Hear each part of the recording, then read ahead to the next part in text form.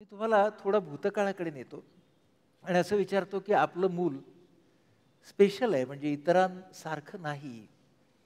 हे पालक म्हणून कळण्याचा एक क्षण असतो आणि ते सत्य पचवण्याचा एक प्रवास असतो. म्हणजे त्या कळण्याच्या क्षणापासून तो सुरू होतो आणि तो काही काळ पुढे पचवण्याचा प्रवास सुरू राहतो. ह्या तुमच्या स्टेजबद्दल, ह्या तुमच्या टप्प्याबद्दल तुम्ही जरा आम्हाला सांगाल? गौरी झाल्यानंतर अगदी सुरुवातीला मला नक्कीच काही कळलं नव्हतं की आपली मुलगी स्पेशल आहे. एक 6-7 दिवसानंतर जेव्हा मला कळलं की गौरी स्पेशल आहे, सुरुवातीला अगदी सगळ्या ह्याच्याप्रमाणे मलाही खूप वाईट वाटलं आणि नेहमीचाच प्रश्न की हे माझ्याच बाबतीत का? मग खूप दिवस त्या ह्याच्यात होते की नाही, मग आता आपण काय करणार आहोत, किंवा कारण त्यावेळेस टेलिफोन किंवा हे एवढी सुविधा नक्की टेलिफोनची पण नव्हती. त्याच्यामुळे मोबाईल असा नव्हता की मी त्याच्या बाबांशी लगेच कॉन्टॅक्ट करीन आणि विचारीन का रे बाबा आता आपण काय करायचं आहे.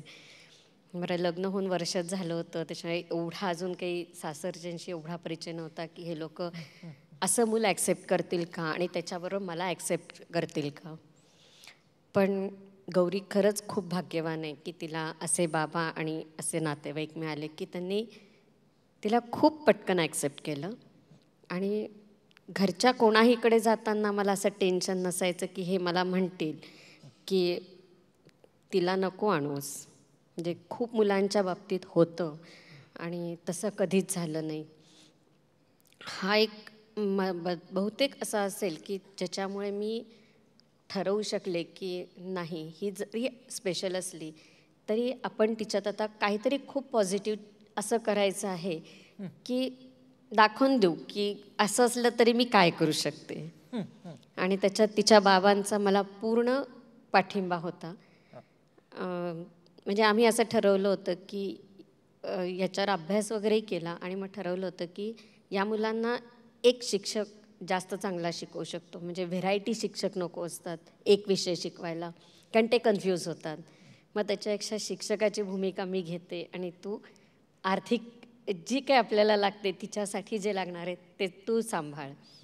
आणि या ह्याच्यामुळे तिचं बॅलन्सिंग खूप छान झालं. म्हणजे ही एक भागीदारी तुम्ही केलीत, म्हणजे तुम्ही भागीदारी आणि केली. तिच्या हो बाबांनी.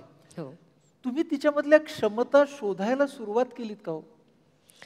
क्षमता शोधायला म्हणजे आम्हाला डॉक्टरांनी खूप छान गायडन्स दिला जिथे माझी डिलिव्हरी झाली होती की ठीक आहे, आता असं मूल आहे हे ॲक्सेप्ट करायचं आहे आपल्याला, तर सगळ्यात पहिली एक गोष्ट कर, तू स्वतःला अनएज्युकेटेड समज.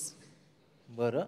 कारण त्या ह्याच्यामुळे असं होईल की तू जर असं समजलीस की मी एवढं शिकले आणि मी घरात बसते, काय उपयोग आहे माझ्या शिक्षणाचा, तर त्याच्यावर तिच्यावर परिणाम होईल आणि तू तिचं जे काही करायचं आहे ते तेवढ्या डिव्होशननी नाही करू शकणार, किंवा तुझं करिअर होईल आणि ती घरात बसेल. आफ्टर सर्टन एज जेव्हा आपण दमतो, थकतो आणि या मुलांच्यात जास्त ताकद असते, त्यावेळेस तुला प्रॉब्लेम येईल की आता मी हिचं काय करू. तो यायचा नसेल तर तू आत्ता सुरुवात कर, पहिल्या महिन्यापासून सुरुवात कर. आणि ते जितके वर्ष फार वर्ष नाही करायला लागत, 5-6 वर्ष मेहनत घ्यावी लागते. नंतर ती तिची इंडिपेंडंट होईल, त्यावेळेस तुला समाधान नक्की मिळेल की मी जे काही इतके वर्ष घातली त्याचं मला रिटर्न्स मिळाले. म्हणजे त्यांनी तुम्हाला सांगितलं की 6 वर्ष तरी तुम्ही सिंगल माइंडेडली पूर्णपणे लक्ष हो. केंद्रित करायचंय, ते गौरीवरती हां, करायचंय. कारण 6 वर्षात मुलांची खूप ब्रेन डेव्हलपमेंट चांगली अगदी होते बरोबर आहे. आणि तुम्ही जेवढं त्यांना फीडबॅक द्याल तेवढं ते ॲक्सेप्ट करत देऊ तेवढं ते ॲक्सेप्ट करतात. तुम्हाला तिच्यातल्या कुठल्या स्ट्रेंथ्स, कुठल्या क्षमता लक्षात आल्या? ॲक्च्युली तोपर्यंत असं माझ्या खरंच लक्षात नव्हतं आलं. मी तिला डॉक्टर सांगतात तसं पूर्ण डेव्हलप करत होते की मसल डेव्हलपमेंट करायची, हाडांची वाढ कशा प्रकारे होऊ शकेल, ब्रेन डेव्हलपमेंट कशी करता येईल, की ओव्हरऑल तिचा विकास झाला पाहिजे, की ती कमीत कमी शिकेल काहीतरी, असं तरी झालं पाहिजे. किंवा अगदी जरी ही मुलं फार शिकू शकत नाही असं जे होतं तरी तिचं तिला करता आलं पाहिजे. पण तिथे तुम्ही तुमचा गोल तसा मर्यादित ठेवलात. हां, पहिल्यांदा रोल खूप मर्यादितच होता. कारण ती तिची पायावर उभी राहणंसुद्धा डॉक्टर आम्हाला विचारायचे की तिला हे करता येतं का? म्हणजे ज्या अगदी बेसिक गोष्टी असतात त्याही करता येतात का विचारल्यावर आम्हाला पहिल्यांदा वाटलं तर ही मुलं काहीच करू शकत नाहीत. म्हणजे बसेल का नाही इथपासून असं वाटत होतं, पण पहिले माइलस्टोन्स इतके व्यवस्थित होते की तिचे 10 महिन्यापर्यंत त्याची डेव्हलपमेंट खूप नॉर्मल होती. आणि मग नंतर ही मुलं खूप वीक असतात, म्हणजे रेझिस्टन्स पॉवर कमी असल्यामुळे, सारखे आजार आणि हे ते असल्यामुळे थोडं लॅक होत होतं, पण ओके, म्हणजे त्याच्यावर मात होत होती. कारण तिची आत्या डॉक्टर आहे, वेळोवेळी तिचा सल्ला आम्हाला खूप शाळेत कधी जायला लागली गौरी? शाळेत 2.5 वर्षाची जायला लागली. जायला लागली? हो, छोट्या शाळेमध्ये? छोट्या शाळेमध्ये जायला लागली. बर. आणि ते खूप छान शाळा होती. आम्ही जळगावला होतो तेव्हा. त्याच्यामुळे त्या पहिल्या दिवशी सोडताना एरवी मूल रडतं आणि आई निघून जाते किंवा थांबते तिथे. इथे उलटं झालं, ती निघून गेली आत आणि मी रडत होते बाहेर की मला सोडून कशी गेली म्हणून. म्हणजे अशा प्रकारे तिचं स्कूलिंगही सुरू झालं? स्कूलिंग सुरू झालं ज्या ह्याच्यात ॲक्च्युअल होतं, पण मी त्याच्याबरोबर तिला स्पेशल स्कूललाही घातलं होतं. ॲट अ टाईम दोन्ही शाळा होत्या. इथे ती नॉर्मल मुलांमध्ये राहील आणि तिथे स्पेशल स्किल्स शिकेल म्हणून. गौरी, पोहण्याची आणि तुझी ओळख कधी झाली? तेव्हा आई टाईमवर मला घेऊन गेली होती. तेव्हा तिने सरांना सांगितलं. मग सरांनी मला सांगितलं की टूप काढून तू पारामध्ये उतर. आणि मग मी टूप काढून मी बाळा धरून चालत होती. तेव्हा ते एवढं मोठं टांग मी पाहिलं नव्हतं. तो आज पहिल्यांदा पाहिला, तेव्हा पाहिला, तर मला खूप आनंद झाला मला. म्हणजे पहिल्यांदा तू पाण्यामध्ये उतरलीस आणि ट्यूब काढून मग तू ट्यूब घालून उतरलीस हे केलंस. तुला का आवडतं ग पोहणं? खूप छान वाटतं, खूप फ्रेश वाटतं. फ्रेश वाटतं? अच्छा, पोहल्यावरती तुला फ्रेश वाटतं? तू दमत नाहीस? नाही दमत. नाही दमत? बरं. आणि तू मला सांग की रोज तू आता पोहण्याचा सराव किती करतेस, प्रॅक्टिस? मी रोज सकाळी 2 तास व्यायाम करते आणि संध्याकाळी 2 तास स्विमिंग करते. 2 तास सकाळी व्यायाम, 2 तास संध्याकाळी पोहणं. म्हणजे काय हो, रोज 2 तास सकाळी व्यायाम करायचा, 2 तास पोहायला जायचं रोज. एवढे कष्ट करून सुद्धा गौरी तुला का आवडतं पोहणं? मला मुळात खूप आवड आहे पोहायची म्हणून. मुळातच खूप आवड आहे पोहण्याची. आणि बक्षीस खूप मिळतात त्याच्यात मला. त्याच्यात भरपूर बक्षीस मिळतात. आणि आता बक्षिसं मिळाली म्हणून तुला आवडतं. सर, ह्या विद्यार्थ्याबरोबर तुमची भेट कधी आणि कशी झाली? साधारण 13 वर्षापूर्वी मी बिबीवाडीच्या एका सोसायटीच्या टँकवरती पोहायचं शिकवत असे. तर एकदा ही आणि मॅडम घेऊन आल्या टँकवरती आणि सकाळची वेळ होती. त्या म्हणाल्या, हिला शिकवणार का? त्या दिवसापर्यंत मी अशा मुलांना अजिबात शिकवलेलं नव्हतं. पण हिच्या डोळ्यात एक वेगळा स्पार्क, की ते जिद्द, आणि मॅडमची जी जिद्द होती की मला हिला शिकवायचंच आहे, त्यावेळेला मला ते वाटून गेलं की नाही, शी कॅन डू इट. आणि त्या दिवशी मला असं वाटलं की नकार दिला तर हे पुन्हा कुठेतरी जाणार. नकार देणं हे गरजेचं नाहीये, या क्षणाला होकारच आवश्यक आहे. बरं, वा वा. आणि ते आव्हान म्हणून मी स्वीकारलं आणि म्हटलं हिला वेळ लागेल. मी त्यांना सांगितलं की वेळ लागेल कदाचित, पण मी हिला शिकवून हे पूर्ण करीनच. वा. ते ठरवताना तुम्हाला त्यातल्या अडचणींची जाणीव नसणार, तुम्ही तो तुमच्या मनाने निर्णय तो घेतला. हो. पण प्रत्यक्षात जेव्हा तुम्ही शिकवायला लागलात तेव्हा तुम्हाला अडचणी काय आल्या आणि गौरी मधल्या कुठल्या क्षमता तुमच्या लक्षात आल्या? थोडीशी घाबरत होती, पण तिचे जे रिझल्ट्स होते शिकतानाचे हे ॲब्सोल्युटली नॉर्मल होते. बरं. म्हणजे जी मुलं शिकताना 2 दिवस लावतात ती 3 दिवस लावायची, पण ते तिच्याकडनं मला आउटपुट येत होतं आणि ती करत होती. थोडीशी भ्यायची, थोडासा कंटाळा होता, पण सातत्य आणि तिचा जो स्पार्क होता तो त्यांनी विजू दिला नाही आणि तिने आउटपुट हे देतच गेली ती. त्यामुळे मला जे हवं होतं ते मला तिच्याकडनं मिळत गेलं आणि ती साधारण 2-1 महिन्याच्या अंतरामध्ये पोहायला शिकली. बरं, पुढं म्हणजे आता स्पर्धात्मक पोहणं. स्पर्धात्मक पोहण्यासाठी आम्ही एक बेसिक 2 स्ट्रोक हे केले. पहिल्यांदा ती ब्रेस्टस्ट्रोक शिकली. त्याच्यानंतर जे स्ट्रोक्स पोहण्यासाठी लागतात ते डेव्हलप झाले. पण आमच्या सोसायटीचा टँक हा केवळ 18 मीटरचाच होता, मग आम्ही तिला पुढील सरांकडे टिळक टँकवर पाठवलं मग. बर. आणि अशा प्रकारे ती स्पर्धात्मक पोहायला लागली. हो. हळूहळू एक जलतरणपटू, हां, एक स्विमर, गुड स्विमर म्हणून तिच्या कुठल्या स्ट्रेंथ्स तुमच्या लक्षात आल्या? कन्सिस्टन्सी जी म्हणतो, हां, कन्सिस्टन्सी मग ती हारतच नाही, न हारणं आणि सराव करत राहणं, सुधारणा करणं. ती पूर्वी उडी मारायला घाबरायची. म्हणजे कित्येकदा असं झालेलं आहे की मी हाताला धरून आमच्या लाईफगार्डला मदतीला घेऊन हिला पाण्यात टाकलेलं आहे अक्षरशः, की गौरीला पकडा आणि पाण्यात टाका, उडी कशी डाईव्ह कसा मारत नाही. पण ही गंमत आम्ही केली आहे, पण त्याला ती हारून मागे पळाली नाही की हे. आणि नंतर मग तिला ते जे त्याचं जी यशाची जी चव मिळत गेली त्यातनं ती खूप सुंदररित्या डेव्हलप झाली. बर. म्हणजे रोज 4 तास पोहणं ही खरंच सोपी गोष्ट नाही आहे. होय हो. ते ती आजही करते. आणि म्हणजे जेव्हा स्पर्धांचा हंगाम येतो तेव्हा तिचं पोहणं 4 तासापर्यंत तिचं पोहणं जातं. 4 तासापर्यंत तिचं पोहणं जातं. गौरी, तुझ्याकडे तो तुझ्या लक्षात राहिलेली एक स्पर्धा सांगशील मला कुठली? मी चेन्नईला गेली होती. तिथे मला मी तिथे 50 मीटर विथ टाईम तुम्ही होतं माझं तिथे. तेव्हा मी करत होती, तेव्हा मी गणन आला, तेव्हा आई होणार नाही, कमॉन गौरी कमॉन. तेव्हा माझा वेग वाढला, मग मी माझा नंबर लागला. मग तुला स्पर्धेच्या आधी टेन्शन येतं का ग? अजिबात नाही. अशा स्पर्धेच्या आधी, आता तू समजा आता स्पर्धा सुरू होणार आहे, हा, आणि ते तुम्ही सगळेजण अशी ती पोझिशन घेतली आहेत, हा, अशा वेळी तू स्वतःला काय सांगतेस? अशा वेळेला मी त्याला सांगते की नाही, आपल्याला करायचं आहे, आपण चिठ्ठीने गेलं पाहिजे आणि आपण टाईम आणून आपल्याला केलं पाहिजे. ही माझी चिठ्ठी माझ्या मनात होती. असं तू स्वतःला सांगतेस. क्या बात, क्या बात. तुमच्याकडे तो स्नेहाताई, गौरीच्या त्या सगळ्या तरुण प्रवासामधले कसोटीचे क्षण कुठले होते? सगळ्यात पहिलं तर स्विमिंग सुरू करणे. हो. कारण तो कसोटीचा तिच्याबरोबर आणि माझाही होता. कारण रोज उशिरा उठणे आणि आमची टँकची वेळ होती सकाळी 7ची आणि मॅडम उठायच्या 9पर्यंत, कारण 12ची शाळा होती. म्हणजे ते दोघींसाठी एक आव्हानच होतं आणि खूप कसोटीच होतं की रोज जायचं आहे आपल्याला.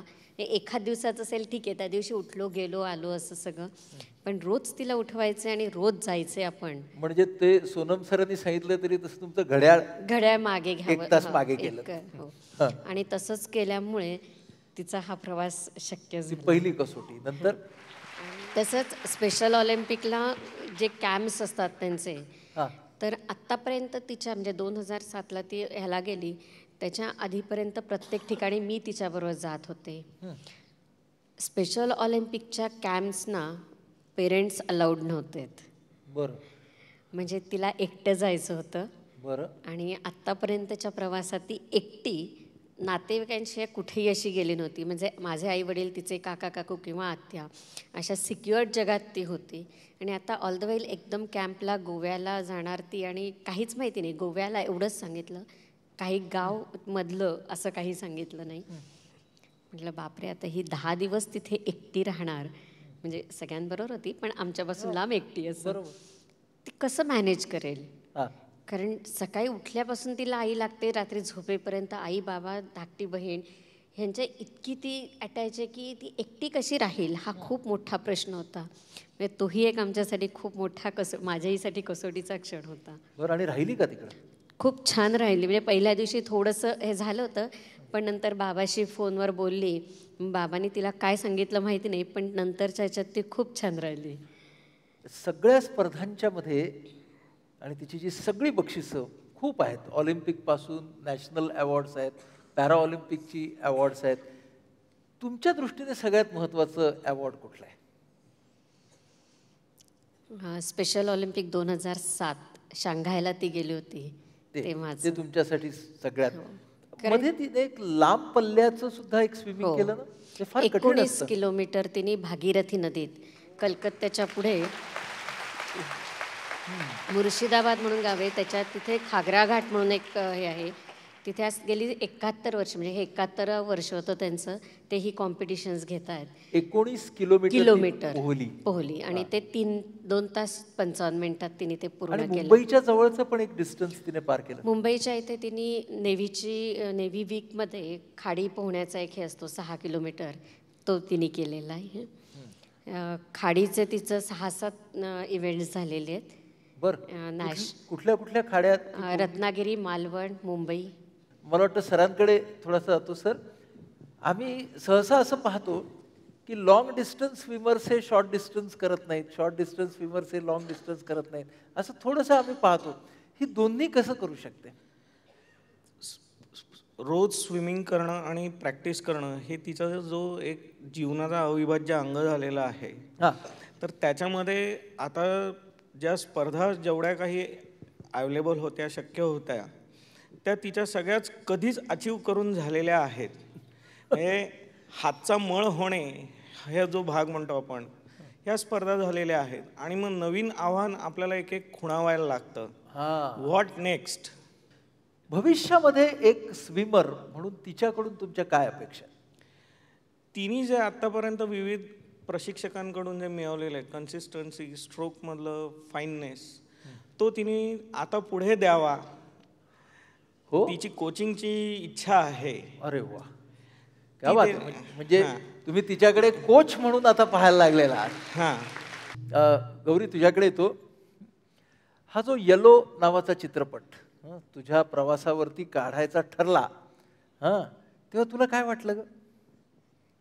ॲक्च्युअली ते लोक घरी आले होते. त्यांनी मला प्रश्न विचारला होता की तू काम करशील का म्हणून. आणि मी नक्कीच हो, मी म्हणलं नक्कीच हो मी करेन असं म्हणून टाकलंस, काम करेन मी टाकलं. मला काय वाटलं जेव्हा हा चित्रपटाचा प्रस्ताव आला तेव्हा? ॲक्च्युली प्रस्ताव म्हणजे त्यांनी सुरुवातीला जेव्हा आमच्याकडे आले तेव्हा एक माहिती म्हणून आले होते की या मुलांची माहिती आणि त्याच्यामुळे स्विमिंगमुळे घडलेले चेंजेस हे खरंच काय असतात. म्हणजे आम्ही जे काही आम्हाला दाखवायचं आहे पिक्चरमध्ये, तर ते आम्ही कितपर्यंत दाखवू शकतो. म्हणजे आम्ही उगाचच फेक खूप दाखवायचं आम्हाला नाही आहे. थोडेफार आम्हाला ते जे काही पिक्चरसाठी लागतात तेवढे बदल आम्ही करू, पण सगळंच हे नाही दाखवायचं की एकदम लोकांना दाखवायचं की भव्य दिव्य अगदी असं होऊ शकतं वगैरे, असं काही दाखवायचं नाही. तर रिअलिस्टिक काय काय होऊ शकतं. मग म्हणून ते आमच्याकडे आले होते. मग जेव्हा त्यांनी गौरीच्या सगळ्या अचिव्हमेंट्स वगैरे बघितल्या आणि मग फायनल केलं होतं की हो ही अशी स्टोरी असणार आहे. आणि गौरीच्या रोलसाठी ते बाकी मॉडेल्स बघत होते, म्हणजे त्यांचं त्या हे चालूच होत्या. पण जेव्हा ते रायटर आणि त्यांनी हिला बघितलं होतं, खूप इंटरॅक्शन होत होती आणि त्यातनं त्यांच्या डोक्यात आलं होतं की गौरी करेल काम. म्हणजे तिच्या इतक्या इझी सगळं हे असतं, सगळ्यांशी इंटरॅक्शन वगैरे. मग त्यांनी डायरेक्टरलाही सांगितलं की बाबा बघ, आम्हाला असं वाटतंय की आपण एवढ्या बघतोय, पण हिनेच जर केलं तर आपण जे म्हणतोय की सोशलायझेशन या मुलांचं व्हायला पाहिजे, तर आपणच का नाही सुरुवात करायची. मग महेश लिमये पण जेव्हा येऊन भेटले आम्हाला, तेव्हा त्यांनी पण हा विचार नक्की केला. पण आता हिच्याबरोबर काम करणारे जे होते, मृणाल कुलकर्णी आणि उपेंद्र, जास्त वेळ ही त्यांच्याबरोबर आहे, त्यांना थोडं टेन्शन आलं होतं की आम्ही आजपर्यंत असं कधी केलेलं नाही आहे बाबा, तर बघ म्हणजे तुझाही पहिलाच डायरेक्शनचा आहे आणि आम्हालाही पहिलंच आहे, तर जरा एकदा काय तुला. तो म्हटला की एक काम करू आपण, तुम्ही दोघं तिला भेटू, तिघं आपण जाऊ त्यांच्या घरी आणि भेटू. ते भेटल्यानंतर मात्र उपेंद्रनी आणि मृणालनी दोघांनी लगेच सांगितलं की येस, आम्ही तिच्याबरोबर करू शकतो. बरं, आता हा सगळा जो चित्रपट झाला, चित्रपट रिलीज झाला, त्याला यश मिळालं, या चित्रपटामुळे गौरीचा विकास झाला असं तुम्हाला वाटतं का? आणि काय झाला? खूप प्रमाणावर. म्हणजे सोशलायझेशन कॉलेजमध्ये जाऊन झालेलंच होतं तिचं, म्हणजे त्याचा फायदा चित्रपटासाठी तिला नक्कीच झाला. पण अनेक गोष्टी अशा असतात या मुलांच्या ह्याच्यात की ते बोलताना आय टू आय कॉन्टॅक्ट देत नाहीत. म्हणजे आपण ज्या व्यक्तीशी बोलतोय त्याच्याशी समोर बघून बोलत नाहीत, किंवा स्टेजवर जरी आले तरी बोलताना ते खाली बघून नाचबीज करणं, जे काही प्रकार करतात ते सुद्धा खाली बघून असतं. आता ती समोर बघून करायला लागली आहे. आणि गौरी, आता ना तुझा चित्रपट पाहिल्यावरती तो चित्रपट पाहून इतर लोक शिकतात. की आपण अडचणींना तोंड कसं द्यायचं. हं, तुझ्याकडे येऊन ते म्हणत असतील, काही भेटत असतील तुला, की अगं तुझा पिक्चर पाहिला आणि मला खूप छान वाटलं. हा सगळा अनुभव कसा असतो ग तुझ्यासाठी? खरं तर सांगायचं झालं त्याला एक 60 वर्षाची आजी आला होता. ते म्हणाले की तू पिक्चरमध्ये काम केलेलंस, मला खूप आनंद झाला. कारण मी पण आता तुझ्यासारखी त्या मनाची जिद्द ठेवलेली आहे आणि मी पण आता स्विमिंग करते तुझा पिक्चर बघून हे करून. त्यामुळे मला खूप आनंद होतो आणि आणि खूप सगळेजणं आता बघतात, बोलतात, फोटो काढतात, सह्या डेरा सांगतात. त्यामुळे मला इतका आनंद होतो की ते आल्यावर खूप आणि मजा यायची मला. म्हणजे जेव्हा लोक तुझ्याकडून स्फूर्ती घेतात तेव्हा तुला त्याचा खूप आनंद होतो. आता तुमच्याकडे येतो स्नेहाताई, तुम्ही जेव्हा आज मागे वळून पाहता, पालक ह्या तुमच्या अनुभवाबद्दल, म्हणजे मूल नकारात्मकतेनं स्पेशल असल्यापासून आज ते सकारात्मकतेने स्पेशल असेपर्यंत, आणि एका पद्धतीने ही मुलगी सर्व स्पेशल मुलांसाठी एक रोल मॉडेल झाली आहे. तुम्ही सुद्धा अशा पालकांसाठी रोल मॉडेल झालेला आहात. तर ह्या टप्प्यापर्यंत तुम्ही जे आलात तेव्हा पाठी वळून पाहताना आता तुम्हाला काय वाटतं? खरं म्हणजे आम्ही तिला पहिल्यापासून स्पेशल असं कधी ट्रीटच केलं नाही. म्हणजे आम्ही मनातच आणलं नाही की ती स्पेशल आहे. त्याच्यामुळे सर्वसामान्य आपलं मूल आहे आणि त्याला आपण सामान्यपणेच वाढवायचं. त्याच्यामुळे तिने सगळ्या गोष्टी केल्याच पाहिजेत, तिला आल्याच पाहिजेत, हा आमचा खूप आग्रह असायचा. म्हणजे साधं घरातलं छोट्या छोट्या गोष्टी तिला, आता ती चहा छान करते, भाजी करते, बरं. पण गॅसजवळ जाताना मी तिथे नसते. म्हणजे ती एकटी जाते, चहा करते, आणून देते. आता ह्याच्यात आणखीन तिच्यात सुधारणा व्हावी याच्यासाठी आम्ही प्रयत्न करत असतो की बॅलन्सिंग यायला. मग नाही, वरती चहा घेऊन ये, तो कप हातात धरायचा आणि घेऊन यायचा आहे, तो ठेवत नाही यायचा. म्हणजे सुरुवातीला ती ठेवत ठेवत आणायची, तोपर्यंत गार व्हायचा, मग परत जा खाली गरम करून आण. पण हे सगळं ती करायची की आपल्याला शिकायचं या सगळ्या ह्याच्यातनं. वा वा. खूप जिद्द ठेवायला लागते, खूप मानसिक तयारी ठेवायला लागते आणि मी खूप संयम शिकले. म्हणजे सुरुवातीला नव्हता इतका, की पेशन्स हा जो प्रकार असतो तो खूपच कमी होता माझ्याकडे. त्याच्यानंतर गौरीला शिकवायचं म्हणून मराठी पूर्ण शिकले, कारण माझं इंग्लिशमधलं सगळं शिक्षण होतं. त्याच्यामुळे सुरुवातीला शिकवताना मला खूप त्रास झाला. क ख ग घ तर ठीक आहे, पण हळक्षज्ञ म्हणजे माझ्यासाठी फारच परीक्षा असायची शिकवताना. ही मुलं खूप छान शिकवतात आपल्याला की कसं करायचं आहे. नको तू चिडू नकोस, कारण ते इतकी इनोसंट असतात ना की त्यांना सगळं जग खूप सुंदर असतं आणि प्रत्येक छोट्या छोट्या गोष्टीतला आनंद कसा घ्यायचा हे ती खूप छान शिकवते. हे गौरीकडून तुम्ही शिकलात. फक्त त्याच्यात इन्व्हॉल्वमेंट पाहिजे आणि ॲक्सेप्टन्स पाहिजे की हे मूल असं आहे, पण ते नॉर्मल धरायचं आहे आपण आणि करायचं आहे. क्या बात. ह्याला जोडून स्नेहाताई तुम्ही इतकं छान बोलतात. स्वतःच्या पलीकडे जाऊन आमच्या पालकांसाठी काय सांगाल? सगळ्यात महत्त्वाचं म्हणजे मूल स्पेशल समजूच नका. तसं म्हटलं तर प्रत्येक मूल स्पेशल आहे, कारण प्रत्येकाची क्वालिटी वेगळी आहे. करेक्ट. त्याच्यामुळे आमची मुलगी स्पेशल आहे तरी आम्हाला वाईट नाही वाटत. तिने खूप जास्त अचीव केलं. नॉर्मल मूल काय करेल इतकं छान केलेलं अचीव तिने आज. प्रत्येक मुलामधला स्पेशलपणा पहा आणि ते एन्जॉय करा आणि ते एन्जॉय करा. येस, दुसरं जास्त महत्वाचं आहे, जास्त की तो महत्त्वाचं स्पेशलपणा एन्जॉय एन्जॉय करा. आणि त्याच्यामुळे तुम्हाला कधी त्रास वाटणार नाही त्या गोष्टीचा की जाऊ दे हे आपलंच आहे असं का. सगळ्यांसारखं ती नाही करू, काही गोष्टी नाही करू शकणार. म्हणजे तरी आता ती शिकतीये, BA सेकंड इयरला SP सारख्या कॉलेजमध्ये आहे. 10वी झाली, 12वी झाली आणि SP कॉलेजमध्ये ती आता ग्रॅज्युएशन करते. ती भरतनाट्यम उत्तम करते. भरतनाट्यम करते. म्हणजे तबला, पेटी, तिची धाकटी बहीण तिला शिकवते, तेही ती शिकली आहे. आपल्या मनाने जनगण मन करत असते प्रॅक्टिस ती तिची. म्हणजे असं नसतं की आता मी काय वाजवते, लोक ऐकतायत काय म्हणतील, आम्हाला काही टेन्शन नसतं त्याचं. आम्ही आमचं वाजवत असतो आणि ती खूप आनंद घेत असते. पण त्यातही तिला खूप आनंद आहे आणि तोच आम्हाला आनंद सगळ्यात मोठा आहे. आणि तो आनंद तुम्हाला सगळ्यात मोठा वाटतो. म्हणजे आजही मी तिच्याबरोबर टँकवर जाते, तिचं प्रॅक्टिस असताना एवढी फिरत असते, ते करू शकते ते कदाचित त्याच्याचमुळे असेल. मला वाटतं तुम्ही खूप मोलाचं सांगितलं आम्हाला, खूपच मोलाचं सांगितलं. आम्ही सगळ्यांनी तुमच्या ह्या प्रवासातून शिकण्यासारखं खूप आहे. आपण जेव्हा दुसऱ्याला समजून घेतो तेव्हा आपण स्वतःला सुद्धा समजतो.